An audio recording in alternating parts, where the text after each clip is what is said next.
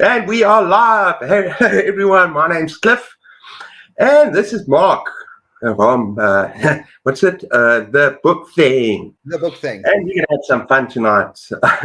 He's just such a fun guy. He's got such a fun channel, and he's Irish, so his personality is, we're going to have a lot of fun tonight. And yeah, his channel is often filmed out in nature, which is wonderful. He's knowledgeable about books, very well spoken, and you need to check him out. Very, very good channel. And yeah, how are you doing, Mark? I'm very well, Cliff. Thanks for having me here. Thank you for scraping the bottom of the Booktube barrel to have me here. I appreciate it. Rubbish, man. Rubbish. We're all going to start somewhere. But he had me in hysterics because we were basically, we were chatting beforehand, and sorry, people, I'm trying to calm myself down here. I need to get used to it tonight. Yeah, Mark, how are you doing? I'm very well. I'm doing well. It's a nice drizzly wet day here in North Wales, and I've kept myself busy by not leaving the house.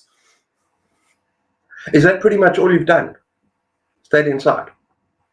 Kinda, yeah. I mean, it's damn wet here today, so it's been extraordinarily exciting. I did some chores like ironing. I ironed for a couple of hours. Ooh, that's exciting. That's pretty exciting. Yeah. Well, I know I've been to Ireland once, and it was raining. Really? I was there for a week, and it's beautiful, but it was raining. So I ended up spending most of the time in the pub? Indoors. Yeah. No. Yeah, the reason they call it the Emerald Isle is because it just rains so much that there is just grass and moss, and the people are wandering around with green mold growing on them and all sorts. But is that why they spend so much time in the pub? Yeah. Hell yeah. Pretty much. Yeah, potentially. I think it's a contributing factor. Say that again? I said I think it's a contributing factor. Yeah. No, it must be, yeah. Well, I also spent a lot of time indoors, and I discovered another channel. A lot of fun. And I don't know if any of you guys that are watching are gamers. If you're gamers, you need to watch this channel. It's an absolute freaking hoot. It's called Viva La Dirt League, and they do spoofs of gaming. So if you know gaming, you should do that. I've seen them. They do the Dark Souls parodies. It's really funny. And if you play Dark Souls, it's guy joins it and says, "Hi, yeah, this Dark Souls. I'm sure it can't be that hard." And it's like, bang, you're dead. And that's kind of how it starts. Yeah, I haven't done that. I've done Skyrim, and they got these NPCs running around, and yeah, they're so freaking irritating. Can I help you? The quest is go and gather those sheep. Quest is go and gather some wood and bring it to me, and I'll give you a reward. And it's just so stupid, and it's fun. Yeah, it's a fun channel, all right. Yeah. It looks pretty good on it as well. Well, they got like 3 or 4 million subscribers, so they can't be doing that badly. Yeah, absolutely. Yeah, they can make a business out of that. Okay, before we start talking about horror, let's say hello to a few folks that have arrived. Okay. Hello, Matt. I'm going to the movie Beetlejuice. Just wanted to stop by to wish everyone well. And much love. Be well, my friends. We don't have a theater within 3 hours of us. We live in the middle of nowhere. So we don't go to the movies really. No. We got a nice big screen at home and we'll play stuff, but that's it. Okay. Hello, my wife, my biggest fan. How's it, John? Hey, let's say what's your favorite Robin Hobb non-enjoyer on this wet and miserable day? Wait, hey, how's your favorite Robin Hobb non-enjoyer? You have to explain that, please. What? Yeah. We've been having a discussion. John is reading through the Farseer trilogy by Robin Hobb, Assassin's Apprentice, King's Royal Assassin, and Assassin's Quest, and he absolutely loves them, as do most people. and I don't. And I'm happy to admit I'm wrong and everyone else is right. The consensus has been reached, but I really don't like them. Frozen, mate. We frozen again. Oh, there you're back. Yeah. This problem tonight, but hey, that's okay. Okay. And then we got Erin. Good evening, gents. Hi, Erin. Okay. The female RPG armor episode. That's the Viva La Dirt League. Yeah. We're going to get off gaming now, John. You hear that? We're going to talk about you first of all, like your stairways to horror, your stepping stones, your Booktube channel. Why did you start Booktube? Your journey so far. Tell us a bit about yourself with that. Well, where do you want me to start? Where I started with horror. I started with horror almost at the start of me reading. I've always read. I've always been encouraged to. We've always had books around the house with my parents. My dad is one of the most voracious readers I've ever known, and so I was always read to, and I always read myself. And I remember being very early on drawn to sort of the darker, spookier things. I managed to dig up one of these, but I don't know if you're familiar with Ladybird books. But they're they're an imprint of Penguin, I think, where they're like these little kids hardback books, and they did this whole series of abridged horror novels. So they had Dracula, they had Frankenstein, they had Dr. Jekyll and Mr. Hyde, they had Hound of the Baskervilles, they had a version of The Mummy, which was based on the Arthur Conan Doyle Lot 249 story. And they all have this gorgeous artwork, really, really creepy. And there were the proper abbreviated versions of the story as well. So they really captured my imagination. And then when I think it was probably about 9, I read Dracula for the first time. And wow, yeah, oh, absolutely loved it. Yeah, but that's the book. That was the first book I remember being an adult novel that I read, to the point where, my childish mind, in my head, every single adult book was written as like diary entries and letters. So that's what I assumed adult books were all like after I'd read Dracula for the first time. And it's probably the book I've read the most. What is the aspects about it you enjoyed the most? Just the monster characters? What do you really enjoy about it? At this moment in time, I would have to say it's more nostalgia than anything else. I think the opening section of Dracula with Harker going to Dracula's castle that's phenomenal. It's, and it's no coincidence that every time they do a movie of Dracula, they don't change that. They don't tweak that at all. They just do that as it's written on the page. I think, reading it as an adult, it's objectively flawed, but it's, it's got so much nostalgia for me at this stage that, it's a comfort blanket thing for me, and I'll reread Dracula every few years. Yeah, no, it's let me just check here. Yeah, look, it's not my favorite book of all time, but it's still a 5-star read. And as you say, it's flawed, right? It has its problems, but yeah, I really enjoy it. And yeah, what else? Sorry, I was just looking at the comments. Yeah, no problem. So after that, I read all sorts of things, as anyone does when they're young. But I remember, I had this vivid memory of, we went to a family party in one of my relatives' houses, and you're a kid at a family party, and there's not really any other kids around, so you're kind of bored. And I just remember perusing the bookshelves, and I pulled out Needful Things by Stephen King. Ooh, and I just sat and I read about the first 100 pages of that, and I said, am I okay to take this with me? I was probably about 12 at the time, and they were like, yeah, you can go ahead, you go read that. And I read Needful Things, and and after that, addicted to Stephen King. Yeah, and it's such an underrated novel. It really is. I've surprised that I don't see it amongst people's top Stephen King. Okay, maybe it's not a. I don't know if it's top 10 for me, No, but then again, no. I've read over 60. So. But it's definitely in my top 20 and it's top 15. It's a very good novel. It really And people is. don't talk about it enough. They don't talk about it. Yeah. And I think it's probably because it's from a bit of an era of Stephen King where it was kind of it was a bit middle of the road. He was doing things like Tommy Knockers and stuff like that at the time, which was all a bit. But Needful Things is genuinely good. Oh no, Tommy Knockers, is that the one with the shit weasels? Oh no, that's Dreamcatcher. No, that's Dreamcatcher. Tommy Knockers is the one where there's like a spaceship buried in the woods type thing. It's it's not a great one. Yeah.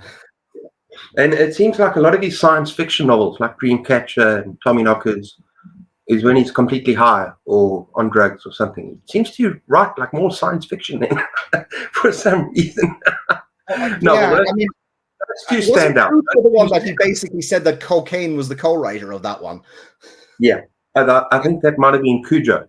Yeah, I think that was Cujo, all right. Yeah, I can't even remember right. Yeah, I don't think he doesn't. I remember reading that on writing. He just literally doesn't remember writing it at all. There's no, his brain was on cocaine-based autopilot.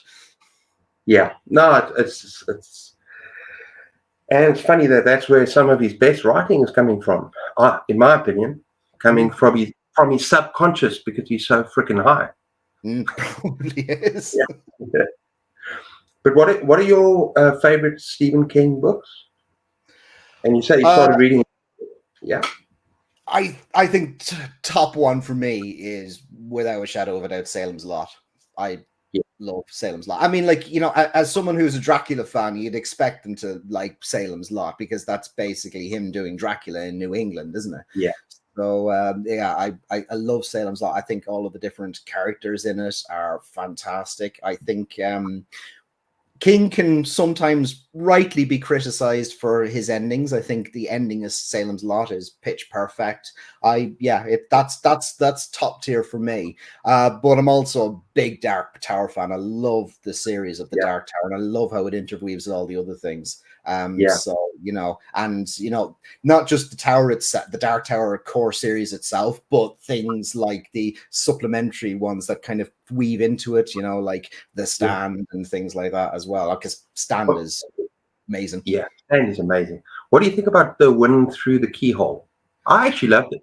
I really quite liked it. And I think people tend not to like it when they read it in the core series for the first time, I reckon. I think when they're kind of trying to fit it into the core series and read it, they kind of think, this feels like a bit of an odd diversion. But if you've read the series first and then you go back to The Wind Through the Keyhole, it's like, oh, I'm getting to see these people again. I'm getting to spend some time in Midworld again. And I quite liked that. But, I think if you're reading it for the first time as book 4.5 or whatever it is, you're probably not going to enjoy it as much. Yeah, but you got to take it for what it is. It's a great, it's almost take it as a standalone because it's just such a lovely story.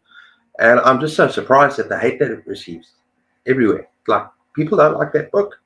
And like you say, they're probably reading it in sequence, and it's not supposed to be a Dark Tower. I think it's supposed to be a standalone. Yeah, it's just very much about, this is your chance to revisit some of these characters that you've gotten to know and getting to see them again. Yeah, that's it. And I mean, like, what do you say about Dark Tower people who struggle to get through book one? If I'm honest, I really liked. I think if people are, if the Gunslinger is their first foray into Stephen King, then it might be a bit jarring and weird. I think if you've got your Stephen King head on and you've gotten used to his tone and some of the weird ways he actually puts things into stories, I think it's fine. I really like The Gunslinger. I don't know why people dislike it, but I can understand that if it's your first Stephen King book and you're starting with The Gunslinger, then that's a tall order to jump on board. I actually disagree. No, I disagree because I think it's a different tone. There's a different feel about The Gunslinger. Like it's a Western feel. It's like a Western fantasy. And when people read Stephen King, they kind of expect horror. And I think a lot of people read The Gunslinger at first, and they'll find it just difficult to grasp that feel, unless they maybe read a couple of westerns, or because some people just say it's bloody dull. It's nothing really happens. A man follows a man in black. But I loved it. I absolutely loved it. But it's it's different to what Stephen King normally would do. It is, but I don't think anyone else but Stephen King could get away with it, because it's not really a Western. It's not really a fantasy. It's not really a sci-fi. It's kind of all of those things bundled into one. And, very few writers can get away with the just going in that weird place that Stephen King goes. Yeah. I just said I've been online and I've looked at book reviews, and a lot of people say they just can't get into The Gunslinger. They've read, they're a big Stephen King fan, but they can't get into that Western vibe. Okay. But I hear what you're saying. He's a storyteller, and he can get away with so much. He's just such a masterful storyteller. Yeah, he is. Yeah, very much so. Yeah. Okay, let's have a look at what we got here. Okay, what we got? Maybe give live ships. Okay, we're going back a little bit to the fantasy thing. Okay. Live ships from I'm giving a break from Robin Hobb, Aaron. Thanks for the recommendation, but I'm not jumping back on board that for a wee while. Needful Things is my absolute favorite. Love that book. Yeah, a lot of people do, eh? Yeah. It's a great book. No, it's a great book. I'm not leaving quite yet. I can hang on for a bit. I heard gaming talk. RPG, horror gamer here. Yeah. You need to watch Viva La Dirt League. It's a new channel I discovered today. Got something like 6 million subscribers. And they make fun of video games. It's very funny. They make fun of NPCs and characters, That's just so funny. I watched a lot of videos today. Should have been doing other things, but yeah. Well, and I was also recovering because our world champions beat the All Blacks. We'll go there a little bit later. Okay, we'll go there later. Okay, so I'll say nothing. Sorry? I'll say nothing. Say nothing. Dark Souls and Resident Evil mostly. I'm really looking forward to exploring King outside of his horror stuff. Yeah. Oh, if you like Dark Souls, then you need to see that channel. They got a whole thing on him. Yeah. You've seen absolutely. It. Oh, yeah. You've seen it, right? The Dark Souls sketches on there are really genuinely funny. And if you've played Dark Souls and you have had to deal with some of the game mechanics where you're getting kicked around, it replicates that experience really, really well. I'm sorry, we're going to talk horror again, people, but I've got to talk about this one. I've got to talk about this one video. And it's basically this player's had enough of these freaking NPCs. And remember, this is all like skits. So it's real life. So they're playing the characters, And this woman, and she's very pretty, and she's got a thing over, and she's a NPC, which is a non-playing character. And she's saying, "Thank you for rescuing me from the dragon. Thank you. You have saved me, and I can look after my grandmother and my 5 daughters who've been eating terrible food like rats for the last year." And giving him a long story. And he's standing there going, and he's waiting for her to finish, and then he gets fed up and he takes his sword out and stabs her and she screams. And then what happens in game, that he just loots her of everything. Strips her bare and then runs away. It's just so funny. It's so funny. Okay, got I love Diva. Okay, we got some fans here. Yeah, it was my first discovery. Sorry, I'm talking like a fanboy here. Gunslinger may well be my next king. You'll enjoy it, Aaron. If you don't love the Gunslinger, it is worth powering through it, because the Dark Tower does get really, really good. And it actually said that on my last video. If you're stuck on number one, just power through it. The world explodes. It really does. You get these new characters in that are so interesting. You get different aspects of the world come into play. You just got to keep reading. Got to keep experiencing it. Yeah. Okay. But rugby uses the wrong shape ball. Oh, John. If it uses the wrong shape ball, that's a small price to pay for instead of watching 90 minutes of a 0-0 draw. Yeah, I agree. Sorry, John. Yeah. Soccer, not so much. Yeah, not me. Okay, what's this here? The GTA IRL video is well worth a watch. Is that from the same channel, Aaron? Is that from that Vivo one? Let me know. Yeah, I don't must know. be. Okay, let's move into some book recommendations. Let's try some books then. Got some for me?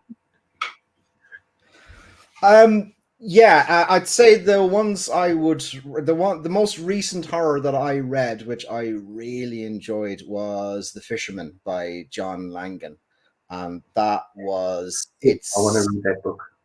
You haven't read it yet? Okay, No. well, it's the way I've heard it described, which is pretty spot on, is that it is like a H.P. Lovecraft cosmic horror story, but told through sort of the prism of Stephen King. So it's got the sort of Stephen King type characters, but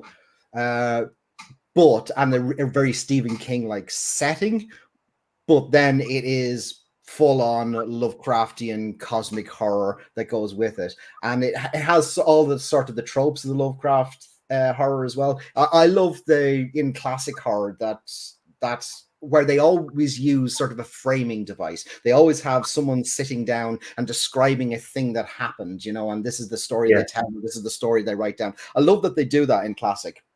And this kind of has that framing device in there as well, because there's it's about these two widowers who get some sort of solace from their from the grief that they have by going fishing together, and they just kind of silently go and stand in the various different. Sounds interesting. Yeah, and it's great.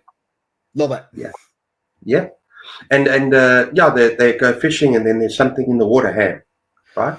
Well, there is, but they're going to this fishing spot, but on the way there they stop into this diner, and then the middle third of the book is where they're told the history of where this reservoir was and back in the 1800s, and how there was a village there beforehand, and all this other cosmic-y weirdness that happened then. And now it moves on to them going off to find this fishing spot, and it transpires that there's the usual sort of Lovecrafty way into seeing a different type of world and bigger things going on than can be conceived of by people. It's great. It's got all of the elements that you like out of both Stephen King and Lovecraft. It really feels like Langan's just taken the ingredients of both of those and just mixing them together to come up with this amazing cocktail. Yeah. So you've read Lovecraft. What are your favorite stories by him? I haven't read a huge amount. Call of Cthulhu, I like a lot, and the reason I like that is, again, that's a nice short one. That's a nice short one. It is. God goes mad and something. Okay, no, I'm not going to say what the story is. Yeah, but it's a great one. Have you read Color Out of Space? I haven't. No. Yeah, no, you need to read that one. It's great. It was made into a movie as well. Actually, very, very good. And it's about this meteor or something that lands on the Earth. Obviously from outer space somewhere, and it's like farmland or woodland, and there's this huge crater, and there's this farm in that area, and it just slowly kind of takes over these characters and their surroundings, and it's very creepy. It's very, very good. Highly recommend. Nice. All right, I'll definitely check that one out. Yeah. Okay, let's check what we got here. Other than that, Mountains of Madness is just the other one I really quite like. I want to read it this month, actually. Oh, really? You haven't read that one? I'm reading it this month. Yeah. Okay. I see great books, slow burns, will build. Yeah. Yeah. And Stephen King is so good at that. He really Don't is. Yeah. know, but it's on YouTube. Oh, okay. That was previously. I must actually look through the comments later. That's a Grand Theft Auto in real life thing. Yeah, Yeah. she's referring to, I think. Thanks, Aaron. I'll look that up. Okay. Next month, I'm going to read a book called Head Like a Hole. Title was inspired by 9 Inch Nails. I love 9 Inch Nails. Yeah, I like it, but don't play it much because my wife hates. He did an album a few years back called Ghost, which is all instrumental, and it's very, very atmospheric, and it's a good. I like to listen to music when I read, but I can't listen to anything that has lyrics. So 9 Inch Nails' Ghosts album is a really great one to listen to, especially if you're reading something dark and atmospheric. Okay. Yeah, I can't listen to music and read. I just can't. Yeah. I even struggle to read if my wife's on the phone around me. I need like kind of a sort of space out sort of thing. I can read outside and sit and listen to the sea in the distance. I can hear the ocean. I can read like that. But if I got people talking or music or whatever, I find it difficult to concentrate. If I've got people talking to the TV or something on, then I find it difficult to concentrate. Music, as long as it doesn't have lyrics, I'm fine with that. And I actually use, a lot of the time I'll sit downstairs while the family are watching something on TV, and I'll just put in my earbuds and listen to some background noise that I can just kind of half ignore, that just builds a bit of an atmosphere as I'm reading. Yeah. I just can't do it. Yeah. And I know, do you do audiobooks? Oh, yeah. Very much so. How do you describe the experience? Because I've never done them, but my eyes are getting a bit worse, so I might be forced to start doing them. So, yeah. I like audiobooks. I like audiobooks an awful lot. I think they're if you ever have to travel much. I used to have a job where I was traveling all the time, so listening to audiobooks in the car was a fantastic way of passing the time. Or I'll do it if I'm just doing sort of chores around the house and things like that. I can't just sort of sit and listen to an audiobook and not do anything else. But while I'm doing various different jobs around the house or something like that, or if I'm doing some work and it doesn't require sort of my full attention, it's just sort of something repetitive and easy, then audiobooks are brilliant for that. Okay, I'll bear that in mind. Let's see what we got else here before we look at some more of your book recommendations, because you got a couple. Hey, okay, we got Pelican are a good instrumental band, Mark. It's progressive metal. Okay, I'll check them out. Yeah. I don't listen to metal much anymore, Mark. We live by the coast in a little kind of village. I think as heavy as I get now is probably Black Sabbath, Led Zeppelin. And even there, I have to watch the noise, you know what I mean? Because the neighbors, it's kind of quiet. Yeah, fair enough. You don't want to completely drown out everything in the neighborhood. Exactly. Yeah. Okay, got ambience is awesome for reading. Yeah. Hello, Cliff and Mark. Hello, MJ. How are you? Hello, MJ. Good to see you. Okay, we got always good to listen to a sample. If you don't enjoy the narrator, it can ruin even an excellent book. Have you had any bad narrators? Yeah, and actually, John might appreciate this one. Is one of the reasons I probably don't like the Robin Hobb stuff so much is I really struggled with the narrator. He had this sort of a very it was almost a 1950s BBC English accent that he was reading the book in, and I found it quite off-putting. And sometimes it's not just the narrator, though, as well. There's the audio book of Insomnia by Stephen King.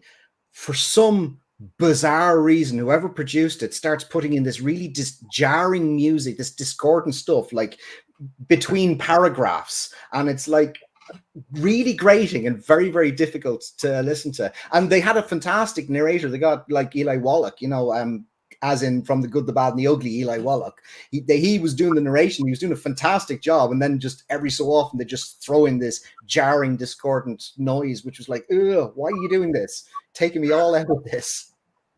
What are some of the best books you've heard narrated? I think the best books I've heard recently narrated, and I'm sorry for leaning on Stephen King again, but I'm going through the Bill Hodges trilogy at the moment. Oh, okay. And the guy who's his name escapes me at the moment, but the guy who's doing the narration on those, he does a fantastic job. One of the things he does, any narrator is going to have a different voice for different characters, obviously. But in let's say in Mr. Mercedes, there is chapter from Bill Hodges' perspective, and there's a chapter from Brady Hartsfield's perspective as well.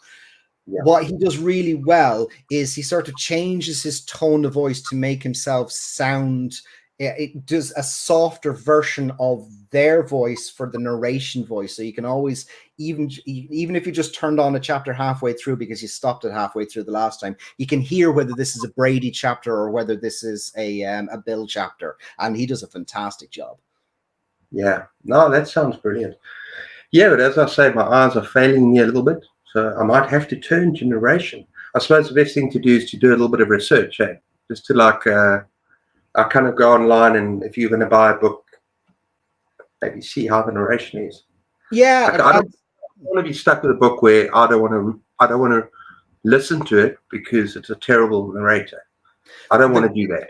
Yeah, the great thing is you can listen to samples of all of them before you start. So, it gives you a little bit of a sample. You can listen to a few minutes and you can think, right, this isn't gelling with me. I'm not going to get this one. Or you can, you can see how immersed you're going to get into it. Okay. It's good. Good to know. You got more than just one book recommendation, though. I know. Got a couple there. I have a couple. The other one do you want me to give you one first? Yeah, you give me one. Let's hear it. Yeah, okay, I'll give you one. And I try not to repeat myself on this channel, like with books that I show. But I think Anne Rice, because he's talking about vampires, right? Yeah, so I think Anne Rice, The Vampire Chronicles, is pretty good. I think these are freaking vicious vampires. They'll rip you to pieces. But they're also very knowledgeable. They maintain that part of their brain, but they can still rip you to pieces. So there's that menace as well. What do you think, Mark? I think I read up as far as Queen of the Damned. I think that was that's the third one, I think, and I think that's where I read up to. I liked them for the most part. I think there was an awful lot of emphasis on them just saying how beautiful they all looked to each other. And as well as that, one of the things I really disliked about it was in Interview with the Vampire, Lestat is set up as this vicious, as you said, rip you to pieces bugger who's going to kill anything. And then in the second book, The Vampire Lestat, she kind of retrospectively says, oh, no, Lestat is really nice, actually. You just didn't see all the nice things he's doing, and we're going to explain that to you now. It's like, no, he's horrible. Let him be horrible. I liked him horrible. They're saying they were just too complex, and she was disappointing. Yeah, go on. I think she fell in love with the character, which is understandable. He's a fantastic character, but she liked him so much she wanted to make him the hero, and I don't think that worked. Well, you need to read the third book.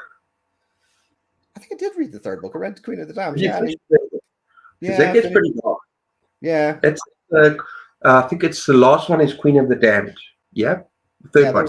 No. Then there's like loads of other ones, but the last one it's the Interview of the Vampire, Lestat, and Queen of the Damned, and then there's a whole lot of other ones, the Memnoch the Devil and all sorts of things. But it's those three I really enjoyed. Maybe I was young. I enjoyed them as well. You're allowed to criticize things that you enjoy. I mean, like, you know what they say, no one hates Star Wars like Star Wars fans. but they're not sparkly. They're not sparkly. And this is no offense to any people that enjoy, what is it? Twilight.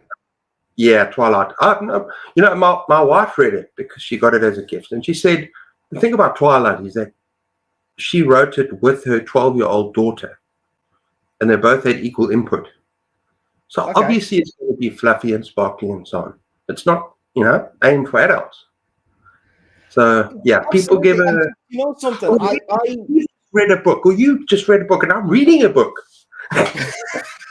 Oh yeah, and if MJ's still on the chat, she's to blame. Sorry. And if MJ's still on the chat, then she's to blame. Yeah. No, but MJ, I'm actually quite enjoying it. Shh, don't tell anyone. You're going to tell them what it is. It's a romantasy, and it's called A Court of Thorn and Roses. But then again, look, the first half is actually pretty good. Or the first third of the book is actually good fantasy. It's actually some really solid stuff there. And it's quite violent. It's quite violent. Maybe that's why it's banned. I don't know. It's very bloody. Well, no, not really. Okay, no. But they've got some fearsome creatures in there. Oh, it gets quite brutal later on as well. It does there's some parts. Oh, I haven't read it. Don't tell me. I've got another 25%, 30% to go. So I should be okay. Maybe tonight, tomorrow morning. But I'm enjoying it. I'm not going to stop reading it because it's not that bad. Yeah, I finished it. I did finish it. I did a review video for it, so that's going to go out tomorrow. But I'm just to hear that one. I'm looking forward to that one. Look, one thing I've said this before, and one of the things I can't stand is I hate the idea of sort of middle-aged guys like myself who come and dump on something that is clearly not for them, and it is clearly a gateway in, and usually it's something for teenage girls. And they take on it, they rip it apart, they say it's awful, they say they shouldn't read it, they should read good stuff instead. There's a real gatekeeper mentality, and they do it with other things as well. They did it with Twilight, and I don't like that. Yeah, well, that's what I was saying about Twilight. It's written for teens. So who are we to criticize the book? Yes, sparkly vampires, but I would never. I don't give terrible negative reviews on Goodreads for books like that. Genuinely, because I don't read them. Same here. I haven't read Twilight, but so for this book, if it does get very, I don't know how it's going to get. I don't know, but it's not bad. But I'm not going to give it a review. I'm not going to give it a star because it's not aimed at me. It's not aimed at me. It's not aimed at a 53-year-old, like you say. Yeah. So. Exactly. It's not for me. If you can't identify with the main character, you're not meant to. Because I'm fairly sure, Cliff, you've never been a 19-year-old girl. No. There you go. Yeah. Okay, let me go through these. Oh wait, did we talk about John's? Yeah. Always enjoy a good sample. Yeah. Okay, especially if you pair the ambient noise with books. Totally agree. Yeah. I've got plenty of albums that I love to listen to when I'm reading, and I'll pair whatever noise I want to listen to, depending on what type of book I'm reading. Yeah, the narrator to the Farseer trilogy was so off-putting. Hobbit with Andy Serkis is amazing. Okay. And doesn't Stephen King or don't some authors actually narrate their own work? They do. Stephen King, he did Rose Madder. He did half of Rose Madder. So the half that was from what's the husband's name again? It's gone. Rose's husband. Anyway, you know the way it's split into the POV chapters of Rose and Rose's husband. Yeah.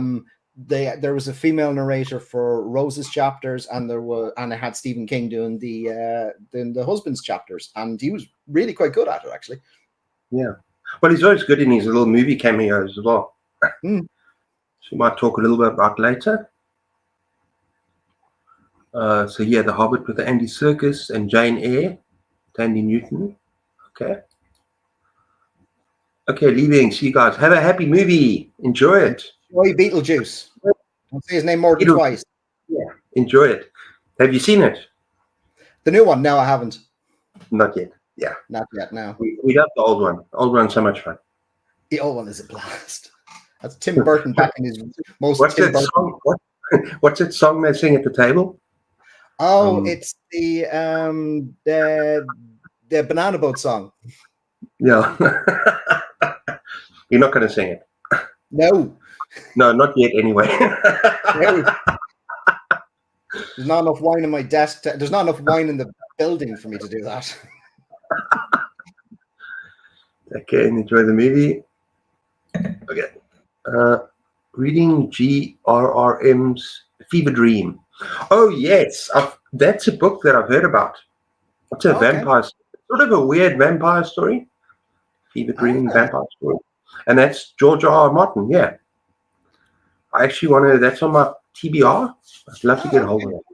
I didn't know about that one. The last George R.R. Martin I read was the last of the Song of Ice and Fire ones. Not the prequel ones, not the ones that he's done since, which sort of go back in time. But I think is it A Dance with Dragons was the last sort of canonical one that he released. I read that, but that was years ago. I haven't read any of his stuff since. Yeah, no, it's interesting that this is not a fantasy book, but a horror book. Oh, interesting. It's a little bit like what surprised me, and I actually said in my movie other night, is that Magician by Raymond Feist. Okay. And he also wrote Fairy Tale, which is freaking dark. It's a horror. So I remember I saw in your video of that, and I remember seeing the cover of Fairy Tale. I haven't read it, but that I just had this flashback as soon as you put that up on the screen. It's like, oh my god, I remember seeing that Nightmare Fuel. It is Nightmare Fuel, and it's some of the scenes. I mean, okay, these fairies are freaking sex maniacs. Some of them. It's actually some very hectic scenes there. I'm not going to go Sarah there. J. Maas stuff then. Sorry? More Sarah J. Maas stuff then. I don't know why that would be a reason to ban that book. I haven't really discovered anything like that. I don't get it. I really should maybe give these people in freaking Utah a copy of No One Rides for free. Little extreme novel. Here's the thing, and I think that what they tend to do is they tend to go for things that are popular and might grab the most headlines. Yeah. That's one. And the other thing, and again, this is going back to the argument about old guys criticizing what teenage girls like. They tend to go for things that are written by women and aimed towards young women as well. And it just feels a bit, yeah, not right. But do you know, I actually saw an article that in Dallas or Texas or somewhere, I don't know where, it's a whole lot of Stephen King books were banned. Florida, I think. Yeah. Oh, Florida. Yeah. Banned in Florida. I mean, what the hell? What the hell is happening here? Really, what the hell is happening? I mean, the idea of banning stuff is just so bad as it is. It's just... It's really stupid. And I'll tell you why it's really stupid. Is because it doesn't matter if a book doesn't necessarily have a whole load of literary merit. If it acts as a gateway for someone who wasn't interested in reading to start reading a book, that's a good thing. Like, I remember a friend of mine was telling me how Dan Brown's The Da Vinci Code was the best book he'd ever read. And he'd only read about 2 or 3 books. And that's not being... that's not saying anything against him. What I'm saying is Dan Brown, while anyone in the literary community might have been looking down their noses at it, what Dan Brown did was he put together something that made people who generally don't read books want to read his book and keep reading it to the end. And how is that a bad thing? Yeah, no, it's not a bad thing. And I like Angels and Demons and what's the other one? Oh, I can't remember the third one. I only read Da Vinci Code and Angels and Demons. Yeah. Those are the two that I've read, and they're fun.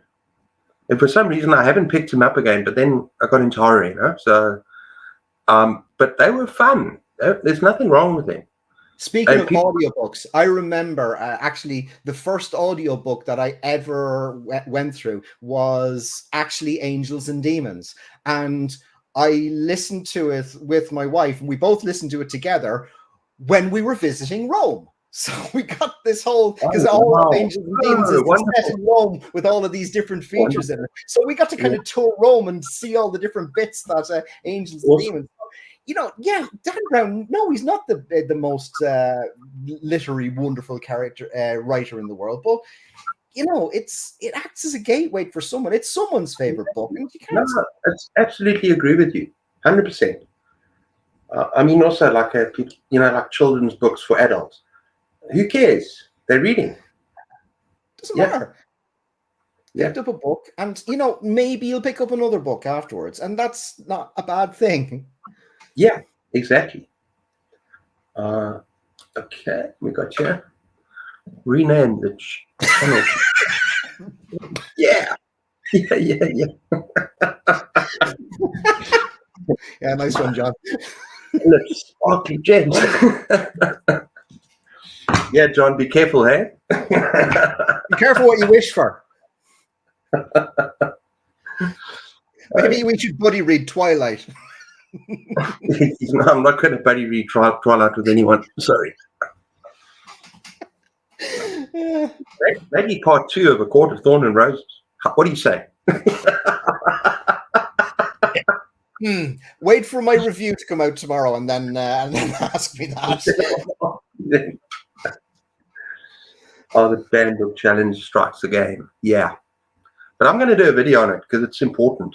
I think it's pathetic how the voices of a few can basically dictate to the many.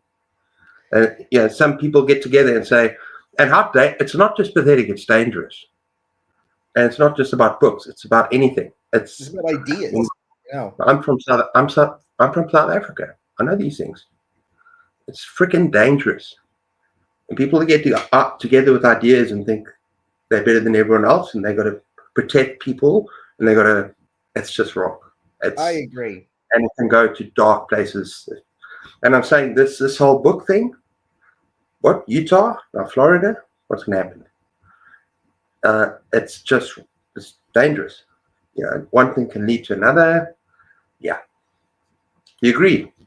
Oh, totally agree. Yeah. And, trying to frame it under a sort of, oh, no, we are protecting people by doing this. It's like, no, you're not. You don't like it, so you don't want other people protecting anyone. You're not protecting anyone. In fact, in some cases, the author's going to get more popular because you freaking banned the book. Oh, it absolutely is. Do you know something? If I was an author or a publisher and my book got banned, I'd be like rubbing my hands together thinking, free publicity. Oh, yeah. But it's still dangerous. I don't like it. Yeah. I find it very hypocritical as well, because it always tends to come from a place of like, sorry.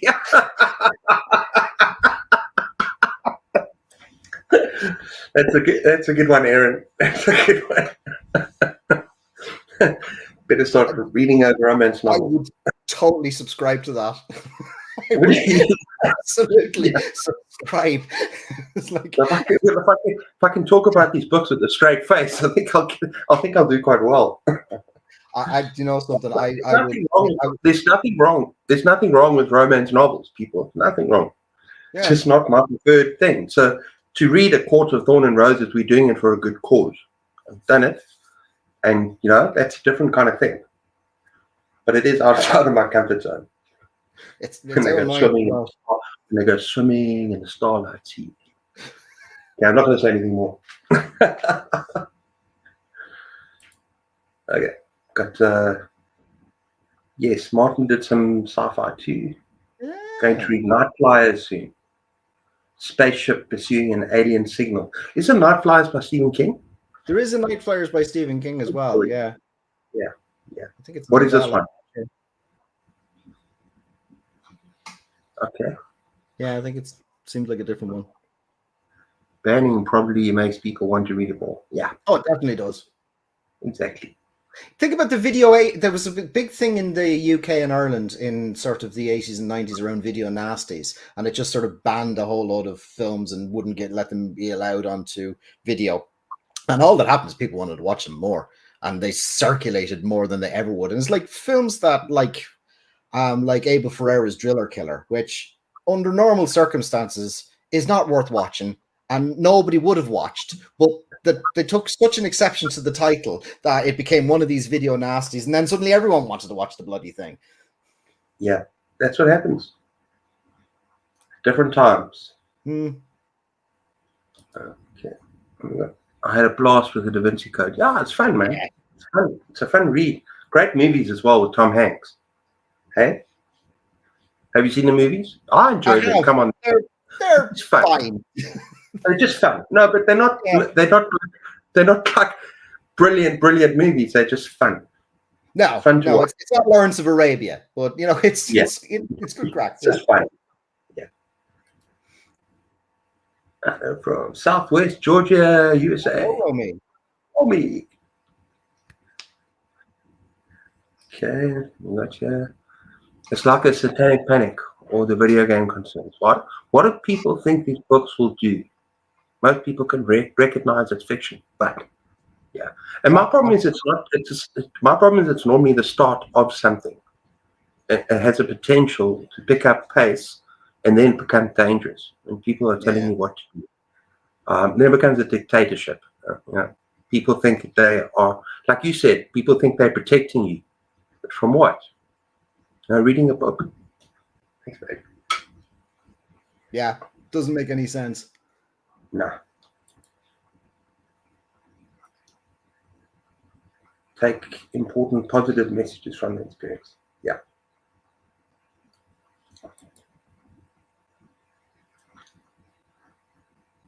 No, just read it, John. Join us. John, jump on board. You need to get on the Akatar train. Join us. Join us. One of us. One of us.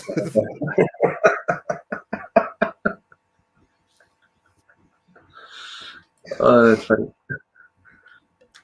There was a guy at my first job that made loads of cash selling tapes of banned movies. They £5 for a ropey copy of The Burning. You were ripped off there. Ripped off, yeah. It's been on my shelf for years. Oh, The Burning. I'm probably having a chat there, yeah. No, or the Akatar. Yeah. Oh, Akatar. Yeah. Are you going to give me another recommendation quickly before we carry on? I'm going to give you a bit of a 2-for-1 of recommendation. Okay. I've kind of my horror reading over the years. I read voraciously when I was in my teens. A lot, any horror I could get my hands on. And then I kind of dropped off. And what I kind of like now is not much horror books, but books that have a bit of horror inflection to them. So something that is kind of yeah, horror line. What's it? Yeah, exactly. So it's just, something that just has a little bit of an injection of the creepy and the weird enough to just be unnerving and disturbing. And I'm going to give you a bit of a 2-for-1 on this because the first one is The Wasp Factory by Ian Banks. I don't know if you've read that one. Yeah, got that one. Might even have it here somewhere. Hang on. There's no way I'm going to find it in here. No, sorry. But that's the story basically of a really quite disturbed young person, and they're growing up, and it's got horror inflections, but I wouldn't really call it a horror. And the reason I'm doing 2 on this one is because the other one I'm going to recommend is The Butcher Boy by Frank McCabe, which is actually really similar. It's about a young guy growing up who's clearly very, very disturbed, and a lot of these he's trying to get his ideas out, and he's seeing the world in a way that is quite clearly not. He's a very unreliable narrator, and it ends in violence, shall we say? Yeah. So yeah, And it's quite interesting that both these books are set in Scotland or Wales. Butcher Boy's Irish, and I Irish, think yeah, and Wasp Factory's in Scotland. Yeah, so yeah, I think yeah, there's yeah. something So about the dreary a Celtic weather that just makes little bit of that kind of a feel of almost not gothic, but of kind of a folk horror feel to it.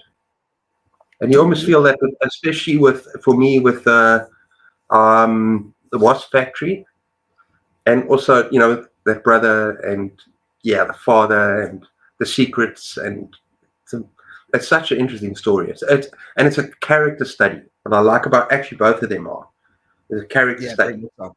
of a Very very much distraught so. young man and the defenses he puts up in order to deal with society. Yeah, Defenses, but literally, also you not can for kind of see the disturbed rabbit hole that he's going down, and you can you can see all of the things as everything is starting to degenerate for both of the characters, for both in the Wasp Factory and in the Butcher Boy. yeah. But you gotta warn folk that Wasp Factory, huge triggers for animal violence. Huge triggers. Yeah. Little bit If the you, same for very much so. I think yeah. Butcher Boy has a little bit of that going on as well. Little bit, yeah. But the Wasp Factory for me, with those dogs, and yeah, that's pretty hectic. What the brother does, Yeah, not just that.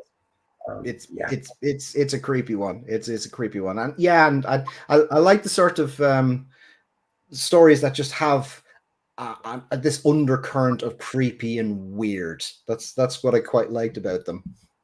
Yeah, it's very dark. Okay, let's see. I'm going to give you another recommendation as well. Please do. I'm sure you absolutely love this novel. Oh yeah, right up your street, John.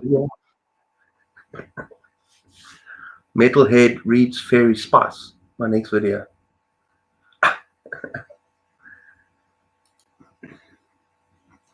It seems that now is the time to read it. Yeah. I hope MJ's happy because we seem to have talked about A Court of Thorns and Roses with with the audience much more than we've talked about anything else. Well, she hasn't made a comment, so I'm worried that she might. Don't blame her. Don't blame me. Okay, I want to recommend Thomas Harris to you. I mean, I love the Silence of the Lambs as a serial killer movie, and as a serial killer, Hannibal Lecter. It's just okay. I mean, I don't know. People say this horror or thriller or psychological horror, whatever. I just love all of the books. I mean, I love Hannibal. I love Silence of the Lambs. Oh, you're looking very uncomfortable there. Do you need something? And I love Red Dragon. I love Red Dragon, especially. Actually, Red Dragon and Silence of the Lambs are my two favorite. Hannibal, maybe not as much, but I still enjoyed it. Anything with that cannibal in it that wants to eat people. You've done this on purpose because you know my feelings towards this. As a younger man, I was absolutely obsessed with Silence of the Lambs. Silence of the Lambs for years was both one of my favorite books and one of my favorite films. The film is phenomenal, and I think the reason Silence of the Lambs tends to get discussed in terms of horror as opposed to thriller is the way that the film was done. Because they created that film and shot it like it was a horror. I mean, like if you think about when they actually go down to see Hannibal Lecter. No mental hospital looks like that. They created a dungeon for her to go down in to see him, and it just creates that vibe and that creepiness that I loved, and it's phenomenal. I love the film of Red Dragon not so much, but Manhunter, the Michael Mann thriller done. That is excellent film, really good. Yeah, Hannibal, not so much. Clarice Starling is slightly different. Yeah, she was not right for Clarice Starling, was she? I reckon Jodie Foster just looked at either the book or the script and thought, no, No, just no. It's not good. Taking the head and going.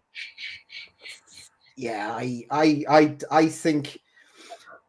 think the ending lets it down more than anything else. I think there's some good stuff in it. I think I can't remember. It's years since I read the book, and when I remember finishing reading the book and literally throwing it across the room and against the wall out of sheer fury at how it ended. You know, Don't throw books. Just like you don't ban books, you don't throw books. Okay. I throw it again. It absolutely. I rarely rate books low. I rarely give them sort of bad ratings because I just don't read something I'm not going to enjoy. But the reason I hated Hannibal is because I was so invested in both of those characters, and I was just reading through it and thinking, how, Thomas Harris, have you come up with these characters and not actually know who they are at all, and just do so many things that are out of character for both of them? And I kind of hated it. I like the character that he created. Just let it up, man. Let it up.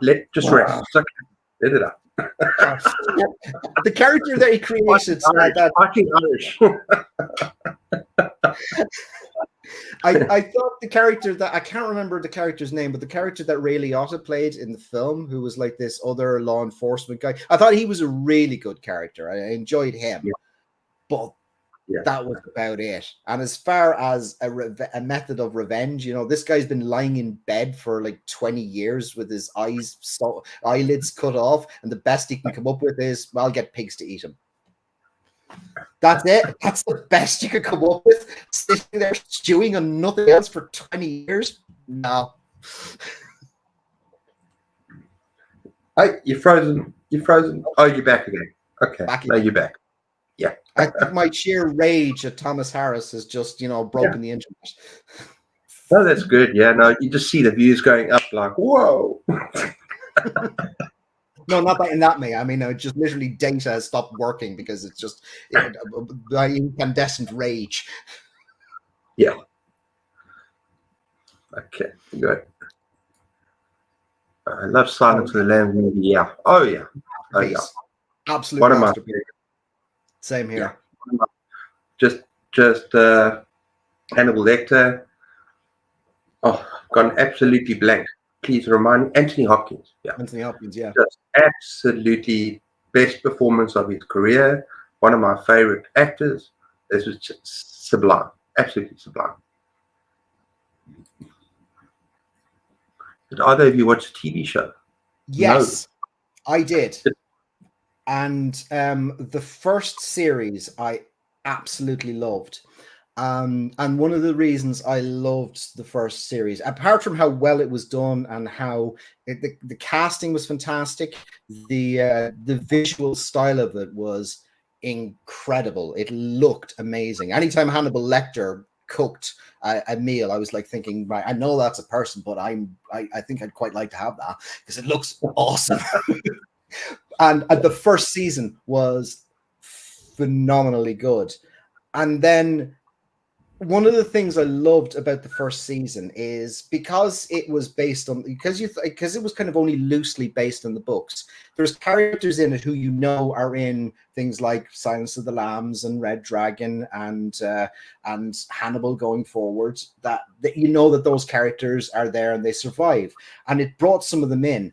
And at one point in the first season, it seemed to, this spoilers for anyone who's not watched Hannibal, but mild spoiler for this one, but it seemed like it killed the character of Dr. Chiltern, and it really turned the whole thing on its head. It's like, so he's the guy who was the head of.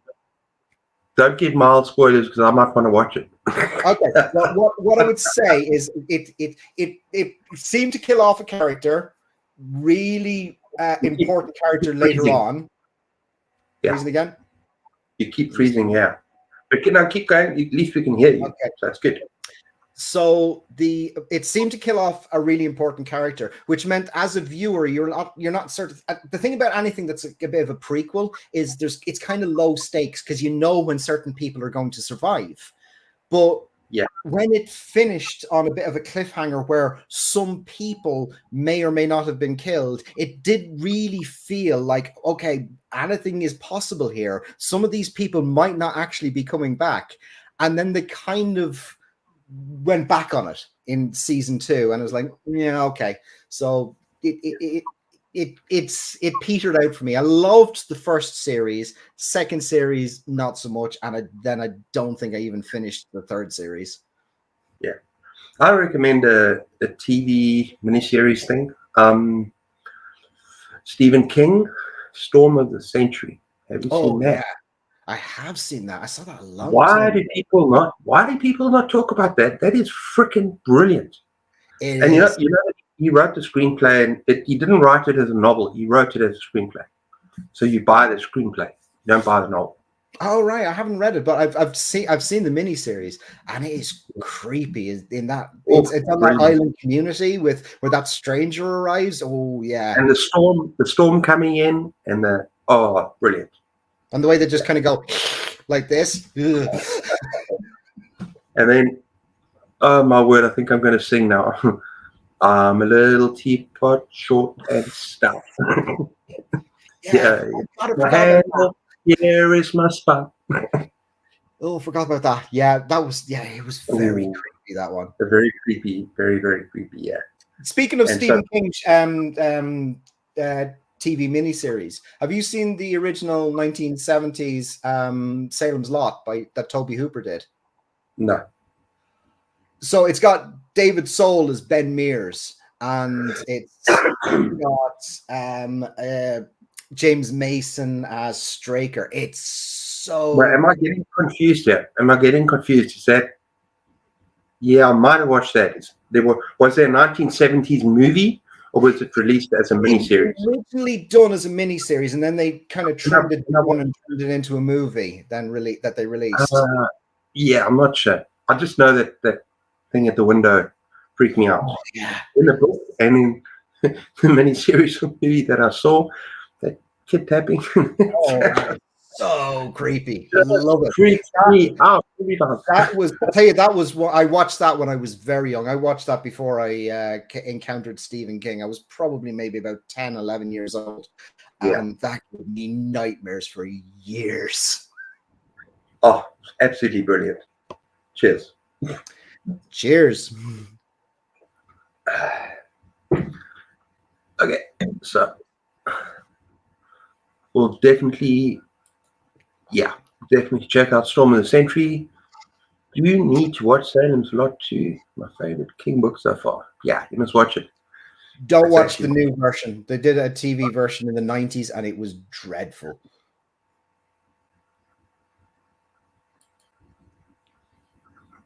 That miniseries is great, yeah. Are you talking about Salem's Lot or Storm of the Century? But they're both great, yeah. Both fantastic. Should we do a little thing about horror movies? Sure. Okay. You're actually doing quite well this time. You had like 1 hour, 10 minutes. That's good. Oh, wow. Time flies. Time flies, yeah, when you're having fun. Hell yeah. And, okay, wait. Yeah, Salem's Lot. Yeah, thanks, mate. There you go. Yeah. So, yeah, tell me some of your favorite horror movies. Maybe some of your classic horror movies, and maybe some of your newer movies. Right? Well, if you want to, I don't think of them as classic, but considering they're all about 40 years old now, I probably should start thinking them as classics. But I'm a big fan of sort of 80s horror films. So, and you know, if you've seen I've seen the actual profile picture on my channel, you might know that one of my absolute favorites is John Carpenter's The Thing. It's an adaptation of a novella. Who Goes There? I've read Who Goes There, Unfortunately, I read Who Goes There, and I've seen the thing so many times that when I read the novella, I was like, yeah. Well, here's the thing. I assumed, because have you seen the original B movie, The Thing from Another World, the original black and white?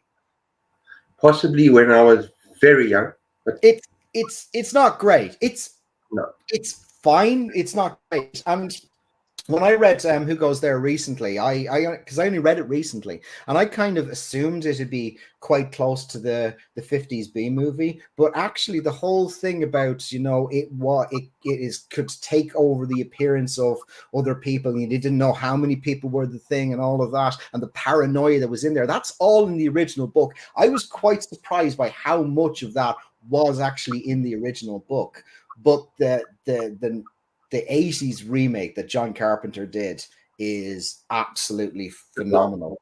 Yeah, I think as far as visual effects goes, I don't think there is better gory visual effect anywhere than The Thing. It's stunning. Oh no, come on, Alien bursting scene, come on, that comes pretty damn close. Alien's pretty damn good. American Werewolf in London is pretty good when it comes to that. That transformation is absolutely incredible. Yeah. Sort of one of the great sort of makeup greats, Rick Baker, responsibility for doing that transformation scene in American Werewolf in London, and it just looks incredible. I remember I watched like a documentary, and the brief that he was given was, you have to do this in full lights, no as few cutaways as possible, and make it work. Go. And he was like, how the hell am I going to do this? And he did that, and it just looks incredible. I'm going to go further back than that. Okay, let's hear it. Look, I've watched hundreds and hundreds of horror movies, but one that actually stood out for me is I think it's in the 60s, late 60s, and it's called it might be the 70s, but it's called The Abominable Dr. Phibes. Have you ever heard of that? No, I've never heard of that one. Yeah, no, it's about this doctor, and he he loses his wife, who dies he basically has a car crash, and in the hospital there are 7 doctors that try to save her, but they fail, and he gets his revenge on them by using the 7 biblical plagues. Nice. So it's stupid, and it's almost like very corny with the music, and the doctor playing the piano, Phantom of the Opera vibes, like kind of thing. But the kills are so creative, and they're so fun, and they're so it's a very old movie. It's dated. I mean, but I loved it. I watched it as a kid with my brothers, and it was just so creepy. Sounds creepy. Dark. So much fun. Yeah. I'm going to go back even further, and I defy you to go back further than this one, because one of the films I absolutely love is the original silent Nosferatu. I haven't watched it. Really? You can just watch it on YouTube. Oh, it's so good. It's visually, it is just so creepy. It is how they put it all together to make it like it's all this German expressionist sets and things. Yeah. I'm hanging my head in shame right now. Oh, you need to watch Nosferatu. It's so good. The story behind it, again, because I'm a Dracula fan, the story behind it is so fascinating, because the film was supposed to have been destroyed because Bram Stoker's widow actually sued the filmmakers because they'd done this adaptation of Dracula without permission, because it was the silent era, so there wasn't really film rights as a thing. But what there were was performance rights. And, in order to have performance rights, it had to have been performed somewhere. And what Bram Stoker did was he wrote a stage play version of Dracula, which they put on for like one night in like the West End of London, and dragged people in off the street just to get that one performance in, just so that he could say that he owns the performance right to it. And because he had that, then she was able to sue the makers of Nosferatu, and they were supposed to destroy all of the copies of the film. And it only sort of came to light many years later. Someone found a copy of it, and it's been released now, and it's just realized it's been this masterpiece of German expressionism. It's so cool. That's so cool. You're really showing yourself as a vampire. What's a vampire aficionado or something? I don't know what the term is. Oh, I'll tell you what. Okay, right. I'm gonna digress again on this, but there's a film that came out, I think, in the 90s called Shadow of the Vampire. Have you seen that? Nope. So that is a film about the original production of Nosferatu and how they maybe actually got a real life vampire to come on the set and actually do it. And they recreate lots of scenes of Nosferatu and have this creepy sort of vampire in it as well. It's very cool.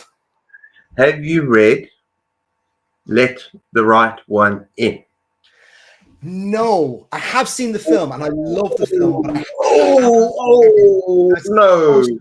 Hang your head in shame. Hang your head in shame. The film's incredible. The original Swedish film is absolutely incredible. It's incredible. But the book, you need to read that book. Okay, I will. If you like vampire books, it is absolutely mind-blowing, that book. I think you'll love it. You need to read that book, yeah. Definitely. Yeah. So we've each got something to hang our head in shame about. Yeah, definitely. Yeah, no, I'm ashamed of that one. One more. No, I want to read, and I need to read those old movies as well. I hang my head in shame. Need to watch, those old movies. Okay, the 60s Stand was fair. Yeah, the 90s Stand. I really enjoyed that. Yeah, I really enjoyed that miniseries. Yeah, I'm okay, babe. It's like Gary Sinise is in it, isn't he? And yeah. He's brilliant. And the guy who played Randall Flagg, his name escapes me, but he was really good at just being this sort of charismatic, creepy guy. The character work was just brilliant.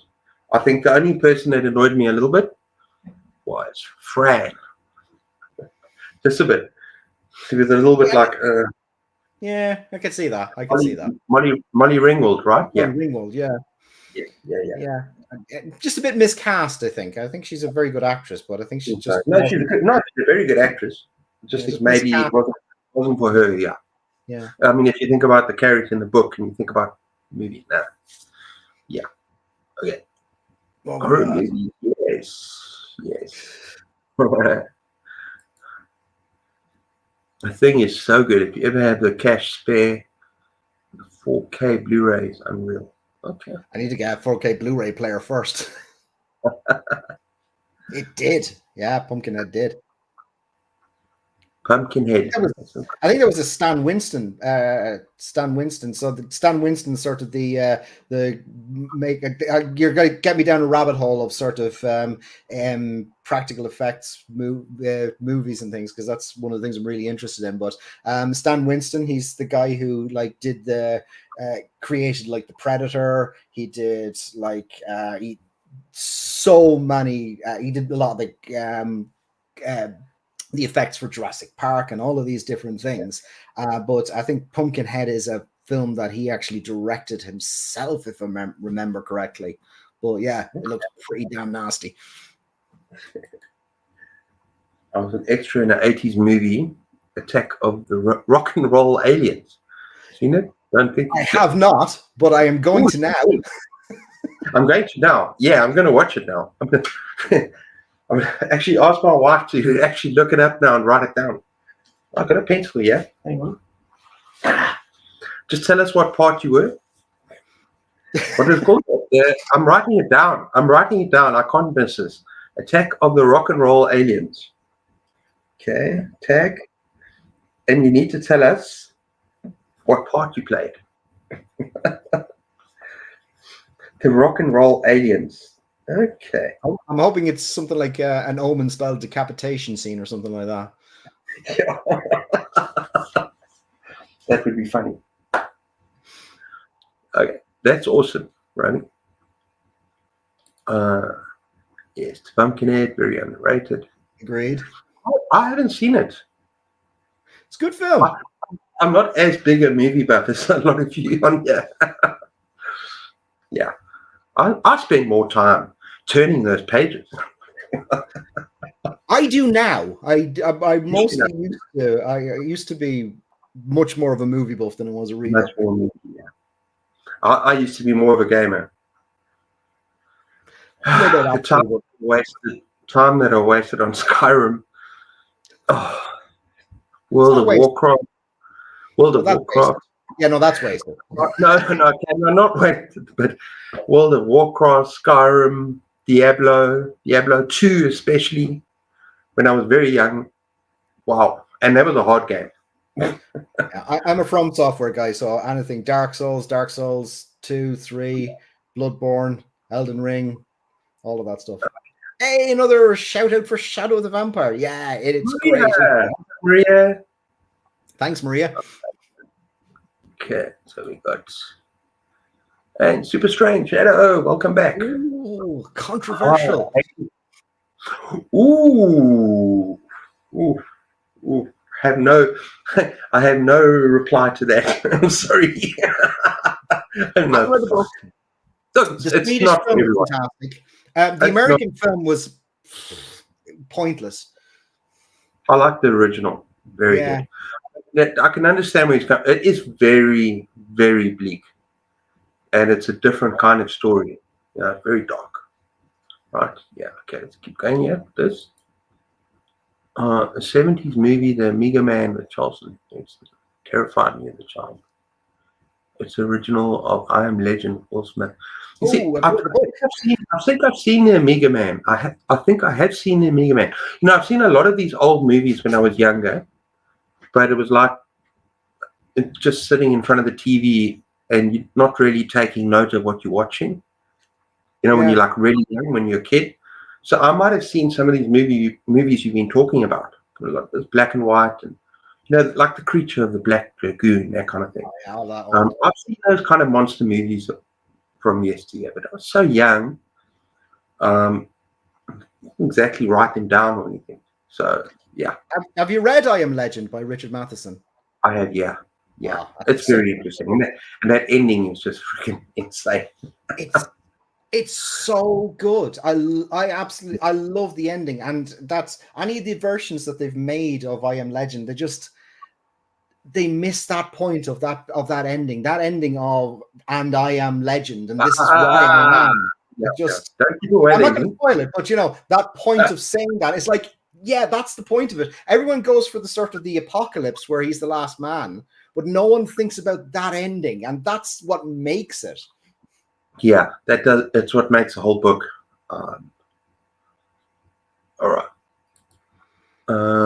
They changed the name of the movie. I'll look it up. I was a dancer at the prom. Okay, so we're going to look out for a dancer at the prom. No, you got to be more specific because we're going to watch you now on YouTube.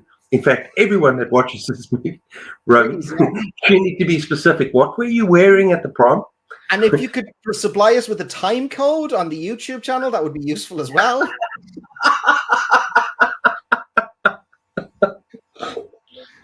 Okay, good stuff. Laughing until I cough. Pierre Zadora and Ruth Gordon started Attack of the Rock. Sorry, those are the stars in the Pierre Zadora and Ruth Gordon. Oh, okay, so this is the other name for the rock and roll. No, it's Attack of the Rock and Roll. Oh, yeah, okay. So Attack of the Rock and Roll Aliens, right? So yeah. Awesome name as well. It is. Ditto to games, films, and TV for me. Now reading takes priority. Yeah, I played so much when I was younger. Now Booktube has taken over. Kind of good, doesn't it? Yeah. You know, better than saying the S word while I'm around. Fusroda. Whichever. Like Skyrim. All right. Sorry, my girl. Sorry. Yeah. Sorry, that was really bad. Hey, in Skyrim, I had 2 properties in the world. I was married. I had money. I was a thief. I was an assassin. I was pretty much invincible. And then I got bored. Yeah. Does your real life wife know about all of this? That's why I stopped playing.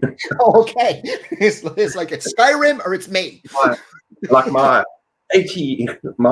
level 80 dark elf. Pretty much. In fact, I'd go around and kill people for money. I mean, that's not very good. Not a good character. As long as it doesn't bleed over into real life, fine. Sorry? No, nothing. No, you don't have to worry. You don't have to worry about me. The new name of the movie is Voyage of the Rock Aliens. Okay, I'm going to have to remember that because I can't write it down again. No, but you haven't told us, Romy. What clothes were you wearing? The exact time stamp of the prom? Right? We want to watch you now. Yeah, that's awesome. I love zombie movies. Yeah. And my favorites are, if you're going to be serious for a minute, we're going to talk about Dawn of the Dead and Night of the Living Dead. Those movies, I love those movies. Slow moving zombies. I like slow moving zombies. It's just more atmospheric. It's more tense. And it's not the idea that they're going to just kill you in one go.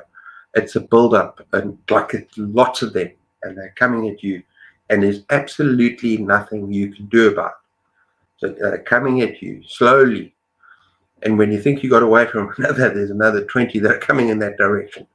Another 30. The original Night of the Living Dead, George A. Romero, that's just a masterpiece. And Yeah. you know, and then he takes a step up with Dawn of the Dead. They're so good.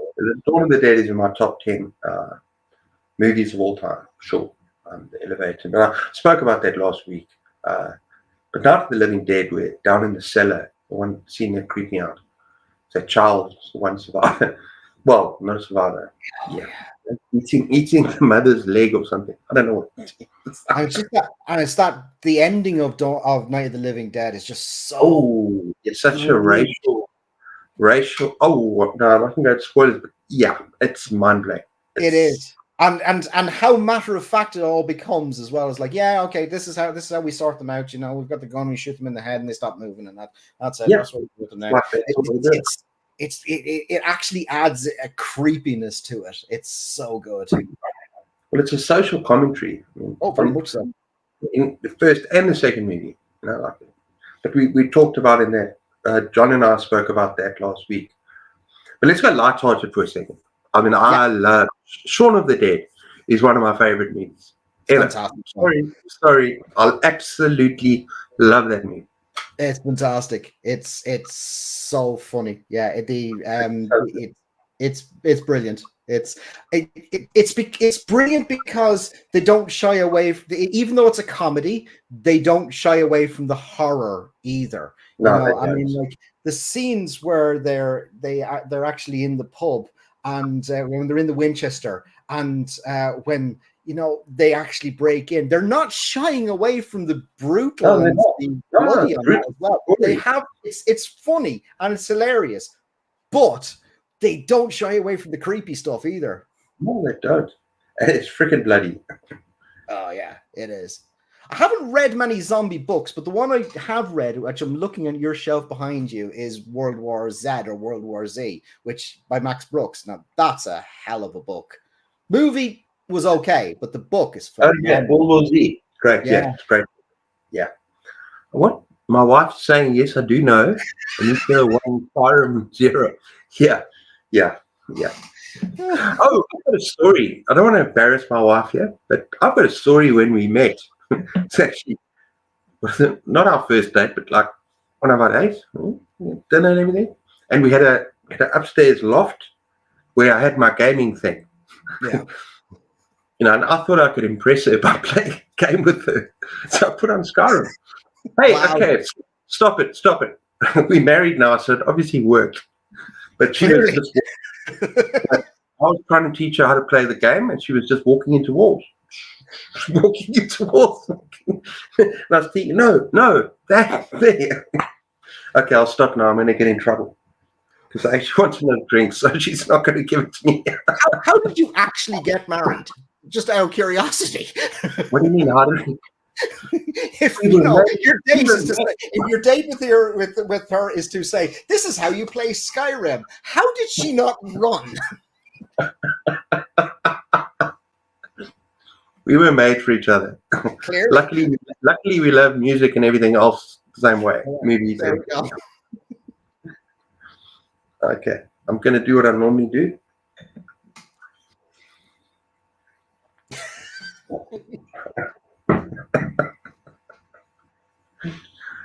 Okay. I think I might be in trouble. All right. Okay. There's some private DMs coming through. There was a super brief shot of me, like 3 seconds. Were you decapitated? Were you hung? I wasn't even sure it was me, my sister. Yeah. I'll have to check out that movie. It's probably on YouTube, right? It's probably somewhere, yeah. Yeah, it'll be fine.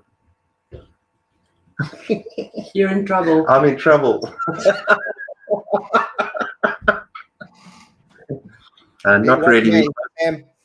Not really. We both got a very strong sense of humor. Okay. Ooh, we got lots here. I loved. Yeah, let's get through these. Oh shit, where was I?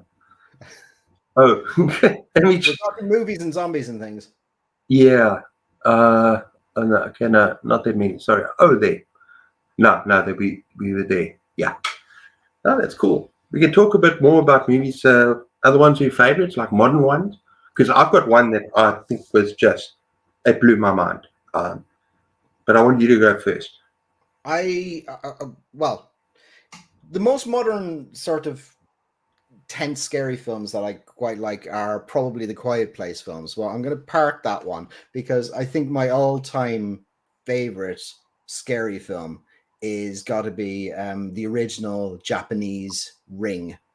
That film absolutely terrified the living daylights out of me. I've read the book. The book is not actually as good as the film. The book's weird. Don't do that. I'm not going to lie to you, right? How I ended up watching this, I was a student at the time, and I was working in a pub, and it was kind of a bit of a. It was a pub where, let's say after hours, you might have a drink or two when the door was closed and the curtains were drawn.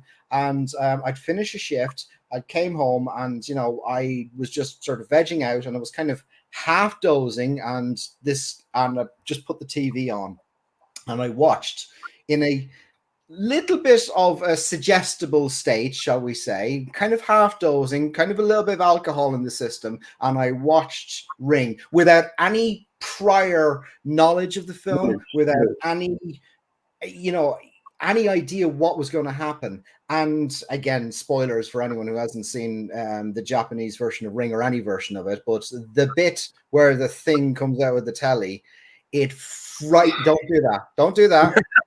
It frightened the living daylights out of me to the point where I woke up in the middle of the night and I took the TV out of my bedroom and put it on the corridor outside. It gave me nightmares for years. It's as far as scary films go, I don't think there's anything quite so unnerving as the original Ring. The book is good. It's very, very strange. It's weird more than it's scary, but the film is phenomenal. Yeah, no, it is a very, very good movie. I'm going to go something more fun. Okay. But something that surprised me, completely surprised. And my wife and I watched this together. And you take the normal trope, cabin in the woods, things go wrong. Oh, I love cabin in the woods. And you got 4 people go into this cabin, and you expect a slasher. And you can't really talk about this without spoiling it. You actually can't. You shouldn't. You shouldn't say anything about this movie No, without. go into it blind. Go into You it need to go into absolutely the blind. movie Yeah, totally agree with that. completely blind. You can't look at the back of whatever's written about this movie, Cabin in the Woods. You just need to go in there and expect the unexpected. It is brilliant. If you're looking And at and thinking it looks like something like Evil Dead, then just go with that and go in and watch it. And that's all. Just go and watch it. It blew our minds. One of our favorite films. Yeah. Another one that you should watch, and this is more a thriller, but almost like a slasher thriller thing. And it's an absolute and complete mind trip. After I watched it again. Think, what the frick is going on? And that is Triangle. People don't know about this movie. No, I don't. Yeah. No. It's a 2009 movie called Triangle. Highly recommended. Okay. It's freaking weird, and it's more like a slasher thriller, but it's more like something David Lynch would like kind of do if he did a slasher movie. Okay, yeah, I'm on board. I absolutely you watch the movie and you think, what the hell just happened? I need to watch it again. I had to watch like 3 or 4 times until you actually try to understand. I mean, don't cheat. There's a whole website. You actually type in Triangle movie. You see, there's just a devoted following of people trying to explain what's happening. But watch the movie. If you want like one of those, what's it called, Mulholland Drive, or one of those experiences with a movie that you don't really, you need to experience it rather than understand it the first time. You had me at David Lynch. Yeah. You need to pay attention, but it's not. Some people don't like it, but you need to pay attention to what's happening. Slasher thing almost, but it's very, very good. It's very interesting. Yeah, like I said, you had me at David Lynch. I love David Lynch.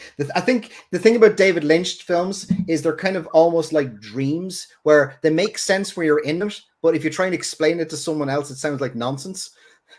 Yeah. No, he's very good. Yes, Quiet Place. Great Place. Yeah, I love that film. Really? Yeah. Nope. Yeah. Nope. All kinds of nope. Japanese Ring is good. I love Grudge as well. The Grudge is good.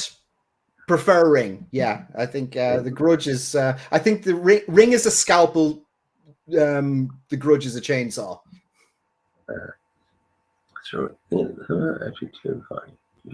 I did like Dark Water, not as much as I liked Ring, but and again the Japanese version rather than the American version. I did like it, but not as much as I like Ring. Not yet. I'll never forget my mom jump scare my friends and she screamed. Here's one for you. It's if you like sort of meta horrors like Scream. Did you, before he did Scream, Wes Craven did a Freddy film called New Nightmare. Did you see that? No. The thing is, no, I don't like slasher so much. I actually don't. Okay. This movie might be considered a sort of slasher, but it's not that. You have to watch without me telling you anything. Okay, that's fine. That's fine. I'd actually like to hear your thoughts, because we can maybe email each other, because I want to hear what you think, because it's. I'll definitely check it out. You might not like it. I mean, I don't know, but it's something completely different. Mindful. I will check it out. And I don't know that the Freddy thing's that kind of seen as a bit of a slasher. The reason New Nightmare is so good is because this was kind of Wes Craven doing meta before he did Scream. So the whole story of New Nightmare is that Freddy is this evil entity that has been contained, and now that they've stopped making Nightmare on Elm Street movies, Freddy is coming out of the movies to take revenge on people like Wes Craven and Robert Englund and Heather Langenkamp from the first film. He's actually coming after the original actors from the film. It's really interesting. Good. That's interesting. Because if I have to think of slashers, I think the only one that I really, really enjoy is Nightmare on Elm Street because it's just so original. I love the idea coming out of dreams, kids trying to stay away. It's more of a supernatural than a slasher, isn't it? Yeah, which I enjoy. Blair Witch, the cinema has good memories. Yeah, I'm not crazy about Blair Witch, to be honest. Yeah, John, you know exactly what I'm talking about. You know what I'm talking about. I'll check it out. Yeah. Yacht one. Yeah. Okay. Aaron, it's one in the yacht, but it's so much more than that. Okay, I'll definitely check it out. Hereditary is a current favorite. Hereditary. I think I watched that. That's freaking creepy. I started watching it. I finished it, to be honest. It's. I haven't watched that many modern movies. Oh, you know that one is one that I really, really enjoyed. I'm sure you've seen it. It's very famous. It's Get Out. I liked Get Out a lot. That was good. That's in my wife's top 10 movies of all time. It's a good choice. That's a good one. Yeah, it's very smart. And it's got a very acerbic edge to it. It's got a real sort of social commentary edge, which I love. That has serious. And the acting is brilliant. It really was. Okay, we got New Nightmare. So underrated, brilliant film. Like I said, John knows what we're talking about. Yeah. Incidentally, John, I thought you were seeing Revenge of the Sith tonight. Revenge of the Sith. Yeah, what? He's going through his local cinema is showing him the recent is re-showing the Star Wars films, and I thought tonight he was going to see Revenge of the Sith. We don't have a local cinema. I have to drive 3 hours. Yeah, no, I read and watch TV. We rather watch movies on TV. It's got a nice size TV, so that's good. And then we can do what we want as well. We don't have to be good. Okay. Choose at 10 a.m. showing. Okay. 2, need to be braver and watch Get Out. It's not gory. No. It's just a very, very messed up idea. I'd call it unnerving more than... It's very unnerving. It is actually kind of terrifying. No, it's terrifying, but it's a thought. Yeah, fair enough. It's terrible. No, it is freaking... No. Okay, no, it is freaking... Excuse my language. No, it is. It's terrifying. I have to say that. It is very, very scary. But it's more the idea. Like you said, it's unnerving. It's about the sort of sense of unease, and it's clever. I like it a lot. It's very clever. So there, I dropped the F-bomb. It probably means that you need to close up soon. Fair enough. Yeah, I chose to 10 a.m. Yeah, I enjoy my movies, but you obviously like a lot more of a movie buff than I. I certainly was. John is. I certainly was, and I would mostly watch movies more than anything else. But and I've always read, but I used to read kind of maybe 1 or 2 books a month, as opposed to now where it's significantly more. But I was a bit unwell last year, and it resulted in me getting these headaches from looking at screens. So instead of looking at the TV and watching movies, I started just reading books instead, and just I went from like reading 1 or 2 books a month to reading like 8 or 9 books a month, and that's how I ended up falling down the rabbit hole of Booktube, because when you start to consume that many, you're thinking, oh god, I need to get some recommendations. How am I going to do this? And then I've discovered the entire world of Booktube that's on here, and that's how I fell down that rabbit hole. Yeah, I mean, I think I started with video games, to be honest. I mean, yes, I watched movies. I enjoyed movies. But as I said before, there were some games that just completely, I wouldn't go to bed, literally, stay up the whole night. That's not good. No, they do tend to drag it out of you a bit, don't they? Yeah, They do. Okay, let's just see these final comments. Horror movies isn't scary anymore.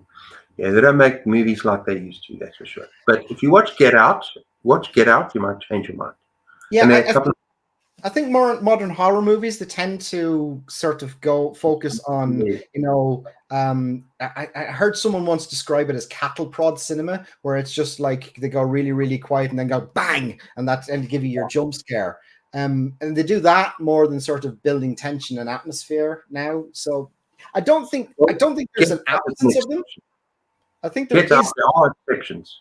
Yeah, there are. There's definitely some really scary stuff still out there, but there's a lot that go for the cheap way of doing it rather than the doing the legwork. Yeah, I'd rather watch from my old 80s collection, 70s collection. To be honest, I don't mind rewatching movies that are good. Well, this is it. I mean, horror's hard. It's like comedy. I mean, like they're both kind of looked down as genres that are both in reading and in cinema that are, sort of a bit sort of lower brow than some of the more literary things. But actually, horror and comedy make someone scared or make someone laugh. Those two things are really, really hard. And if someone can do it well, then that is phenomenal. Yeah, absolutely. We got here cool. Do you prefer psychological thrillers to body horror and paranormal? They are the ones that really stick with you. Yeah, I think, Aaron, I think you'll enjoy Get Out. It's very psychological, but it is kind of disturbing, the concept, but it is unsettling. I'm not going to go on about being terrified, but I think you should give it a go. I agree. I think you'd enjoy it. I need to watch some of the recommendations. That's a pleasure. Absolute pleasure. Thanks for stopping in, Aaron. Thank you. And we've had fun. It's been a blast, Cliff. Thank you so much. Yeah, had a blast, yeah. My normal video length is around an hour and 10 minutes, so we've done very well. Yeah, that's a bit more. Sorry. Yeah.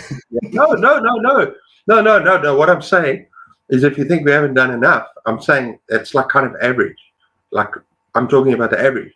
I've done some 3-hour movies before. It doesn't matter what length it is. It's about how much you enjoy it. Well, I've had an absolute hoot. So thanks a million for having me on, Cliff. I've really enjoyed having you on. And thank you so much for everyone that's watching and that's going to watch in future.